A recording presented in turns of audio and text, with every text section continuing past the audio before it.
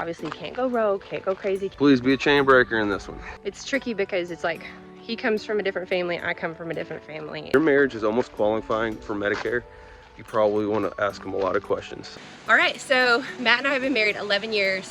Today, we're on a walk, and we thought it'd be so fun to share 11 things we've learned in 11 years of marriage. So in 11 years, we've had 4 kids. We have another one on the way. So lots of children, but also we've moved across the country, did different things, and we just thought it would just be fun just to reflect back as we're on the hike today and bring some of the top things we've learned. Some of them are funny, some of them you've never heard before, some of them are a twist on things you've heard before. So make sure you watch all 11.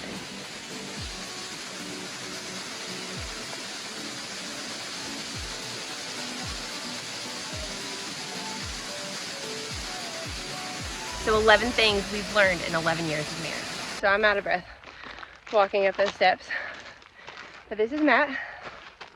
Can you believe 11 years ago we were getting married? I think we got married at like, what time?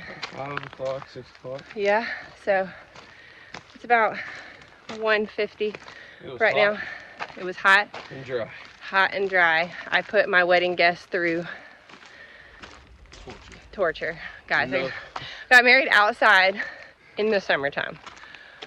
And the well dried up, so there was no... And the well dried up. There was nowhere for the guests to go to the bathroom. I didn't know this. We got married at my aunt's farm, and they hid it from me until the day was over, which is really funny.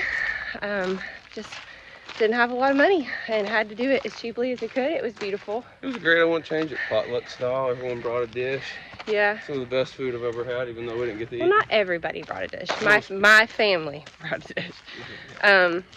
But you know what? It was sweet. It didn't really, what mattered was us. It wasn't so much the wedding. It was the life that we were building together. I think a lot of people don't know that. But so, if I haven't said yet, I'm Lana. This is Girl Teach Me. This whole channel is made to help you become more of the faith-filled woman you're meant to be. And yeah, you want to give them the first one?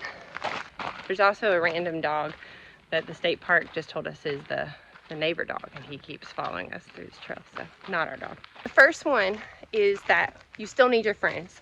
Even though 2 became 1, we talk all the time, we're best friends, I still need girls I hang out with. He is never going to be a girl, I'm never going to be a guy, and we need friends of the same sex to talk about different things with. And women have a higher capacity of words than men, so so he's a pretty good listener, I'd say, for a man. But there's just certain things my friends who have kids or my single friends are going to care about that he will care as much as he can, but he's just not going to care to the same extent. And so I think a lot of people get married and they just spend so much time together, but they just forget and they get frustrated when their husband can't like provide all their needs. Not that my friend can't either, but yeah, you still need your friends. Second one is the magic laundry fairy is actually your wife. So men, come alongside her, put your stuff in the dirty clothes, put them right side out. My mom's been harping at me for this since I've been born, but I finally learned it. And then if you really want to get brownie points, help flip the laundry, help do the laundry, learn what it takes. Lana has a great laundry guide if you have no idea what that is, so please, the magic laundry fairy is really your wife. It's me. Even if your dad is really, really handy, call your husband if your car breaks down before you call your dad. It will make him feel very loved. Despite what you hear, see in the movies, in-laws are awesome. So they don't have to be all that bad. So I love my in-laws, so don't fear them. They're pretty great people. Yeah, it's easy to villainize your in-laws. I mean, it's tricky because it's like, he comes from a different family, I come from a different family, and I think a lot of like the movies and things like that, it just makes it where we have it in our mind that they're going to be the villain. But honestly, if you just change your mindset to, I'm getting another set of parents. I know it's not that way for everybody, so I don't want to overgeneralize, but I think just having that mindset that it could be good at the beginning versus it's going to be bad, it's going to be a hostile relationship. Ladies, if your husband happens to watch this, guys, leave the potty down when you're done. The potty seat. The potty Can you tell seat. we have toddlers? Yeah, if we we're have saying toddlers. if we're saying potty seat? your wife will be absolutely furious if she falls into the toilet after you're finished in the middle of the night. Leave me a comment down below if you have fallen into the toilet. So please, guys, leave the toilet seat down when you're done. And then teaching the boys, right? Yes, teach the kids to do it, because their wives will be super thankful. So please be a chain breaker in this one. Leave the potty seat down. I will say he's done a good job of teaching the boys. They have done it very few times. And they even clean their pee off of the toilet seats. That's next level. That is next level. And then if you really want to get brownie points, once a week go by and scrub the toilets and make sure they're clean, make sure everything's up. Yep, so feel free to send this video to your husband. Wink, wink. I know this can be scary, but put your money together. Y'all, we have a video where we paid off $80,000 worth of debt together, and we had to work as a team together. And I think a lot of people, they want to live together, they want to put their DNA together and have babies, but they want to keep their money separate. You're never going to win with money if you're constantly living separate money lives. So put it together. It builds trust, it builds accountability. It's just so good for your marriage, even if it causes friction along the way. I think that friction's good, because you just can't go rogue and do whatever you want. Yeah, really helps you be a team. There's always going to be people who give you marriage advice. And a couple tips. One, if they have a bad marriage, probably don't want to take marriage advice from them. Or unsolicited advice. Just a heads up.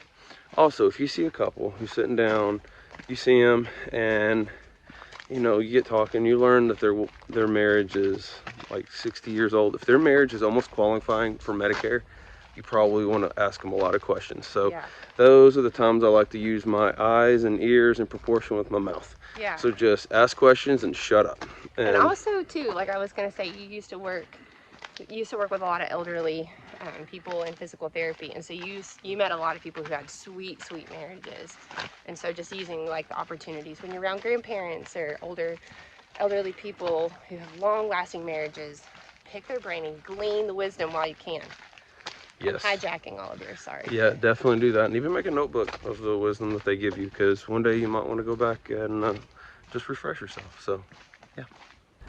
Okay, let your kids see you disagree with your spouse in a respectful way, of course. But I think a lot of times I talk with people, I talk with other women, and they say, I never saw my parents fight, and I didn't even know that they did fight. But everybody disagrees. And so teaching kids how to have conflict in a healthy way. Obviously, you can't go rogue, can't go crazy, can't be cussing at each other, yelling at each other. Not that I have ever done those things, but but they need to know that you can disagree in a healthy way, and that's not the sign that your marriage is in shambles. And yeah, and just to say you're sorry too. Yeah, healthy conflict resolution, and that can even spill over into discipline with them. It's show them how to properly discipline, how everything shouldn't come out of anger, and I think all that, just let them see conflict, because they're going to have it. We all do. They just need to see proper ways of handling it. Yeah, and I'd say one like little extra caveat to that is, he's not the enemy. We have a real enemy, and it's not him. And I think that when we're in conflict, it's easy to think he's my greatest problem. But he's not, even though I might feel like that sometimes. So kids need to see conflict, just healthy conflict.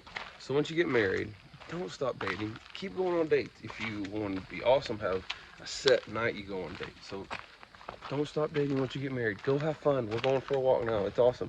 Go out to eat. Go out to do really cool things that you both like to do. Go see plays. Go see concerts. Go do all sorts of stuff.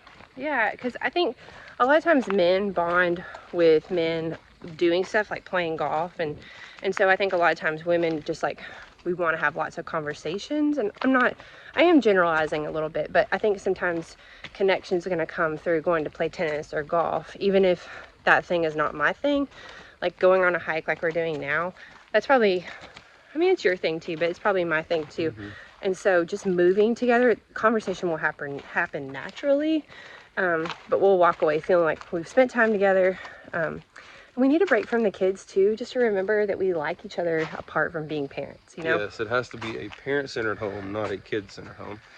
And a marriage-centered home. Marriage-centered home. Yeah. And then it's really good to also swap back and forth on who's planning it. So maybe Alana plans it one time, and I'll plan the next. It really helps on. And I always try to get the babysitting, because obviously it's just easier for me to text a girl. But that it doesn't fall on my shoulders. But also that I don't expect him to do it all either. It's a teamwork. Yeah. All right, another one. Make goals together. We like to go away once or twice a year and go have fun, go to a cool spot where it's just us, and then we sit down, we dream, look at the past year, and we make goals together that we're excited about. So these goals can be from all sorts of stuff. Yeah, we like to dream together and kind of get out of the box of what we're doing and see if there's, and hear each other's dreams and make sure we can line those up. Yeah, so with those goals, we break them down into various areas like physical, emotional, intellectual, financial, all different stuff. So, and then we have a once a week check-in. We call it Team Sullivan, you can call it whatever. We go through and we check on them. How's everything going? How's our, our goals from this week, my goals from this week, her goals, different stuff like that. So we love our Team Sullivan. Yeah, we have a free download for that. It's like literally the Google sheet we go through. You can just go grab that. I'll put it down below, but you can go make a copy and then you can tailor it to your family. But it just is like a format that we go through. We like, what's your big 3 for the week? What worked well this week? What was like kind of a loss for this week? So that's really, really helpful for us. And then I actually did a video on setting goals as a couple. I'll link that down below too. Yeah, we've even started doing it to where we have like our week plan and we visualize it like, hey, practice this week, this day's family night, this day's date night. Like we had lasagna last night as a family, and I planned that. It would not have happened if we hadn't had our weekly meeting, and then we put that up on like a little cork board in our bathroom. That's kind of next level, but it keeps us on track, keeps us communicating. Yeah, so it takes maybe an hour when you're starting out, maybe an hour and a half. And it keeps times like these fun for dates instead of everything being a business meeting and just being logistical. Like, we're friends and we're lovers. We're not just like business partners, but we have to have business meetings because we kind of are business partners in marriage. So. Yep. So we have little notes on our phone where we call it, the kind of a parking lot where we say, all right, that's a Team Sullivan topic. So we write it down so we don't forget it. So that's one of the biggest things I'd say we've definitely learned. Helped us a lot. All right. And make sure your kids see you kiss. They'll go, ew, that's gross, but they'll love it. And they'll just make them feel so secure that mom and dad love each other. And then sometimes they'll even be like, do it again. So it's so fun. We like to dance too. We like to swing dance. And I think they really love seeing us do that. But make sure your kids see you kiss. Yeah, it helps them feel, they feel security from it. Yeah. So it's really big. You may not be a massive fan of it, but showing affection toward your spouse is massive. So that's all 11. I hope you gleaned one new thing for your marriage. A little tip, definitely be asking those older people how they do it, how they stayed married over the long haul. And I'll see you again in next week's video. Yeah, below in the comments, drop one like massive wedding advice, marriage advice that you've had that would be helpful. Yeah, let's share with other people what's been helpful to you. I think that's a great idea. All right, I'll see you next week.